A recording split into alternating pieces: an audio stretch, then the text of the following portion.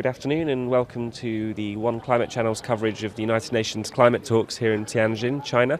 Going to give you a quick rundown of the news on Friday the 8th of October. Tianjin continues to be blanketed in a thick smog, and inside the convention centre things aren't any less foggy. Seem to be going around in circles here. Delegates in the corridors have been expressing frustration that even those areas of the talks where there is agreement, we aren't seeing the agreement signed off, because there's often a lot of bargaining going on and people trying to use certain aspects of the talks to leverage agreements in other aspects of the talks. The merry-go-round goes a little like this. Developed countries only want to confirm commitments in the Kyoto Protocol if the United States, which isn't a signatory to the Kyoto Protocol, makes comparable commitments elsewhere in terms of its long-term action.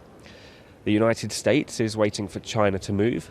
China thinks that it's already making more effort than the US to cut its emissions and doesn't see why it should go further. And China in turn is blocking any moves within the Kyoto Protocol which it thinks will allow developed countries to escape their commitments. So it's not entirely positive. Chatting to one of the delegates earlier, he said to me that he feels that Cancun is already looking like it might be a can't-kun. When it comes to reducing emissions in forestry, there's a couple of issues as well.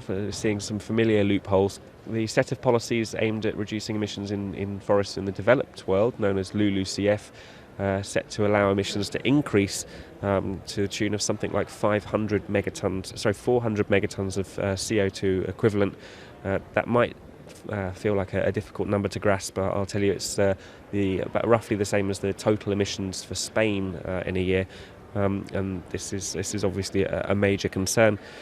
The equivalent set of policies for forestry in the developing world, known as RED, also coming under fire. People saying that it doesn't distinguish between natural forests, which of course have vibrant ecosystems and store a lot of CO2, and plantations, which are essentially lifeless and store nothing like the same quantity of CO2. So we have one more day of negotiations left tomorrow, and in the past sometimes these talks have surprised us. We see them racing forward, so maybe we can keep our fingers crossed and hope that happens again.